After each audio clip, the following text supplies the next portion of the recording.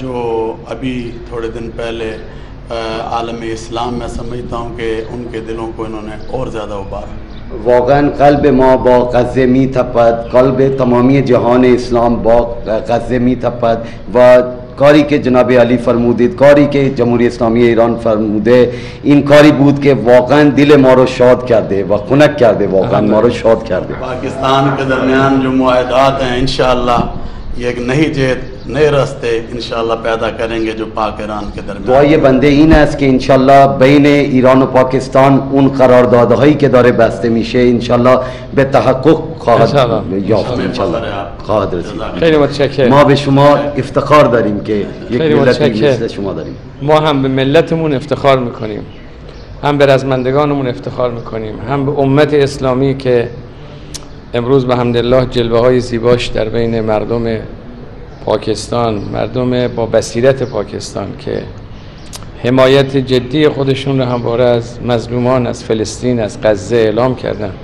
و بیزاری خودشون رو از رژیم صهیونیستی و از حامیان رژیم صهیونیستی امریکا و غربی هایی که حامی رژیم صهیونیستی بارها اعلام کردن و این وحدت بین ایران و پاکستان وحدت ناگسستنی است انشاءالله. कह रहे हैं कि हमें भी अपनी कौम पर बहुत नाज है जैसे आपको है, हमें अपने मुजाहिदों पर बहुत ज़्यादा नाज है और हमें मुमलिकत पाकिस्तान के इस्लामी जमहूरिया पाकिस्तान के भी जो हमारे भाई बहन हैं और हुकूमत है उससे जिस तरह से एक ठोस अंदाज से सहीयूनी क़ुव्वतों के ख़िलाफ़ एक मौक़िफ़ हमारे साथ मिलकर इख्तियार किया है वो बहुत ही ज़बरदस्त है और वो बहुत ही काबिल दीद है और हम समझते हैं कि ये एक ऐसा बंधन है कि जो जुज़्व ला यनफ़क की तरह और एक यानी बिल्कुल ना अलग होने वाले रिश्ते की तरह एक अटूट बंधन बन चुका हुआ है हमारा. दुआ में भी इसी चीज़ का जिक्र किया है. همچنانی که رهبر معظم ما فرمودند پیروز این میدان فلسطینی ها و مردم مظلوم غزه هستند و نابودی از آن رژیم صهیونیستی و حامیان او خواهد بود انشاءالله.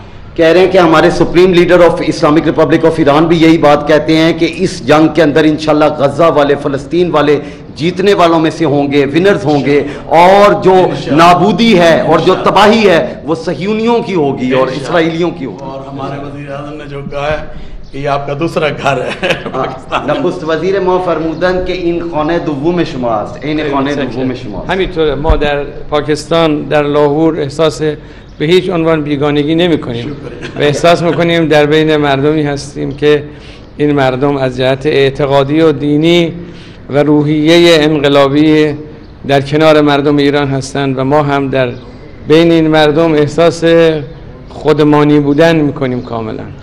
हमें भी यहाँ पर बिल्कुल भी अजनबियत का एहसास नहीं होता, कतअन भी अजनबियत का एहसास नहीं हुआ और हमने ये नोट किया है कि हम ये यहाँ के लोगों के अंदर एक ख़ास किस्म की जज्बात पाए जाते हैं, ख़ास किस्म की जो है वो हमारे साथ वाबस्तगी पाई जाती है कि जो हमें आपस में जोड़े रखती है. जज्बात नेशन आपसे प्यार करती है पाकिस्तानी. मिल्लत कुल्ल मिल्लत ما با شما عشق می‌ورزه به شما. ما دوست داشتیم که در اجتماع پرشور مردم لاهور میتونستیم در اون اجتماع با مردم عزیز لاهور و پاکستان سخن بگیم، لکن شرایط و وضعیت به نحوی شد که این امکان پذیر نشد. اما من از همینجا به مردم بسیار متدین با بصیرت انقلابی و دلسوز لاهور درود میفرستم. कह रहे हैं कि मैं तो चाह रहा था कि एक अवामी सा जो है वो जलसा मुनक्किद किया जाता और मैं बाकायदा अवाम के एक बड़े जो है वो ग्रोह से और इज्तिमा से खिताब करता, अवामी इज्तिमा से खिताब करता, लेकिन किसी वजूहात की वजह से जो है वो कंडीशनलिटीज़ ऐसी रही कि ऐसा मुमकिन ना हो पाया. लेकिन मैं एक बार फिर पाकिस्तान के अवाम जो एक इनकलाबी और इनकलाबी अंदाज से जो हैं हमारे इनकलाब की तरह हमारे नज़दीक हैं और एक जज्बाती अवाम है और एक दीनी अवाम है, रिलीजियस उनका वर्जन है, उस हवाले से जो है वो उनके अंदर जो जज्बात पाए जाते हैं, गरमाइश है, वो बड़ी दीदनी है और उसके अगर आपको हम बताना चाहते हैं कि हमारे टेलीविज़न के ज़रिए आज पूरी कौम आपकी बात को सुन रही है. ये बात इन दुरुस्त है कि जनाब अली इन एहसासात दाश्तीन के एक इज्तमाई मी بود و شما خطاب می فرمودید با مردمان می بود ولی باز هم به توسط این مایکی و بلندگوی تلویزیون ریاست پاکستان مملکت پاکستان من از طرف رهبر معظم انقلاب اسلامی و ملت بزرگ ایران به مردم لاهور درود میفرستم. On behalf of Supreme Leader of the Islamic Republic of Iran, मैं पाकिस्तान के लोगों पर, लाहौर के लोगों पर जो है वो सलाम पेश करता हूँ.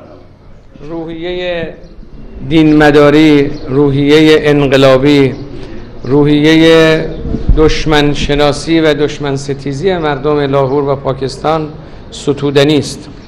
कह रहे हैं कि वाकईतन जिस तरह से एक जो इनके अंदर जो है वो अपने दुश्मन को पहचानना, दुश्मन को जानना, और जिस तरह से इनके अंदर एक इनकलाबी रूह है और एक ख़ास किस्म की इनके अंदर स्पिरिट पाई जाती है जो कि दीनी और इस तरह की सारे मिला के ये जो चीज़ें हैं इनको आगे बढ़ाती हैं माशाल्लाह. شخصیت جناب اقبال لاهوری برای همه ما احترام داره، چون ایشون شخصیت ضد استعماری داشت، شخصیت استقلال طلب بود، به مردم خودش و به دین خودش عشق می‌ورزید. इन अल्लामा इकबाल की शख्सियत हमारे लिए बहुत अहम है, चूँकि अल्लामा इकबाल की शख्सियत एक ऐसी है कि जो इस्तेमार के ख़िलाफ़ खड़ी हुई थी और जो बाकायदा तौर पर जो है वो इस्तेमार के ख़िलाफ़ खड़े होकर उसने हमें एक पैगाम पहुँचाया है बाकायदा कि किस तरह से हमने खड़े होना है, और ये बात बड़ी तायद के काबिल है. لذا نام اقبال همواره برای ما الهام بخش. نام او نام درخشانی است که درخشش او برای همه تاریخ خواهد بود، زیرا که او شخصیتی ماندگار، شعر او ماندگار، شخصیت و منش او ماندگاره، چون او برای خدا حرکت کرد، برای خدا سرود و برای خدا زیست و حتما شخصیت او میتونه برای عصرها و نسلها الهام بخش باشه. एक इल्हाम बख्श शख्सियत थी अल्लामा इकबाल जैसी बुज़ुर्ग बाला और बुलंदतर हस्ती जो है इल्हाम बख्श इस सेंस में कि वो वाकई जो इल्हाम उनके ऊपर होता था, जो वारदात कल्बी उन पे होती थी, वही वारदात कल्बी उन्होंने जो है वो अपने नोट्स के ज़रिए, अपनी तहरीरों और अपनी शायरी के ज़रिए अवाम तक पहुँचाए. और वाकई एक ऐसी शख्सियत थी जो खुदा के लिए जीती थी, खुदा के लिए अपनी उम्र गुजारती थी, और इस बात से उसने साबित भी किया कि मैं खुदा के लिए जीता हूँ, और वो बात अभी तक महसूस की जा सकती है. यही वजह है कि हम उनके बहुत ज़्यादा कायल हैं. با درود به همه مردم پاکستان، به ویژه مردم عزیز لاهور. और अहले पाकिस्तान पर ख़ास तौर पर सलामती और सलाम भेजता हूँ, और ख़ास तौर पर जो है वो खुसूसी तौर पर अहले आने लाहौर पर मैं अपना सलाम पेश करता हूँ. دلهای ما همیشه کنار یکدیگره. हमारे दिल हमेशा एक दूसरे के साथ जुड़े रहेंगे इंशाअल्लाह. इंशाअल्लाह. पाकिस्तान दोस्ती जिंदाबाद. انشالله.